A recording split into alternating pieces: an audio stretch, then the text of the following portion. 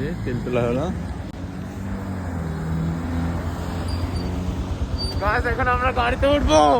কোথায় উঠবো? চারজন এক গাড়িতে চারজন। উঠে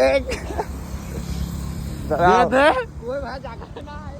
জায়গা নাই। গাইস এক গাড়িতে চারজন। যাবো চলো। শালা আমার হাতে মোবাইল কোনোদিন গাইস গাইস এখানে তীব্র শীত, শীতের স্তূলনে আমরা টিকতে পারতেছি না।